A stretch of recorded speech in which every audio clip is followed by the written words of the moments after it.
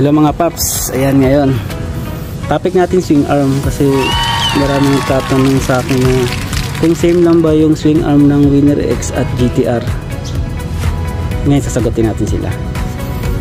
Ito yung swing arm ng GTR, ayan pinagpalit ko na sila eh. Tapos yung swing arm ng Winner X kasi kinabit ko na para makita ko kung same lang ba sila or hindi. Ngayon nakita ko dito ang swing arm ng GTR at Winner X parehas lang, same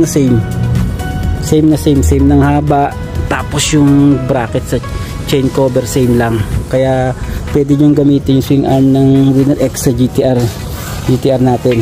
Yan, pinagkaiba lang nila chain adjuster dito.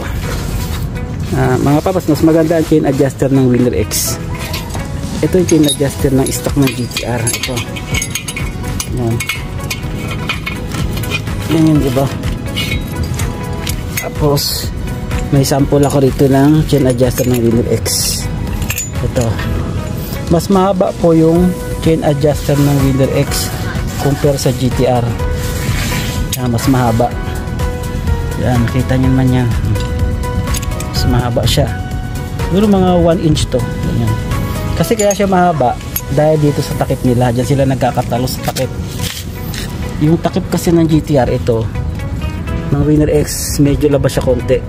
Sa GTR kasi hanggang dito lang. Ganyan yung GTR. Yan. Kaya hindi kailangan ng mahabang toe thread. Yan. Ngayon kung magpapalit kayo ng swing arm ng Winner X, pwede nyo naman ibalik yung stock na ganito nyo. Pwede nyo lagay. Or pwede nyo rin ikabit yung chain adjuster ng Winner X. Kailangan kasi mga pa, pag kinabit nyo yung chain adjuster ng Winner X, dapat isang set.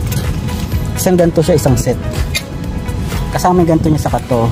Hindi pwedeng ito yung stock ng GTR, just lalagyan yung takip ng dito kasi mabibitin siya. Ang mangyayari hanggang dito lang siya, hindi nyo siya malalak.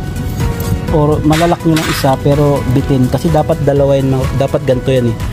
Lock yan sa lubong para hindi siya malaglag sa biyahe. Ngayon, ayun, ganyan na siya sa GTR. Ayan, GTR yan oh. Sa GTR ko, naka-install siya.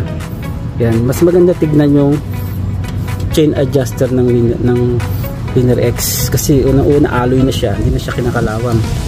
Hindi katulad sa GTR, ito front ng kalawang, lalo na kung hindi kayo masyadong nililinis. Saka mas maganda na siya tignan.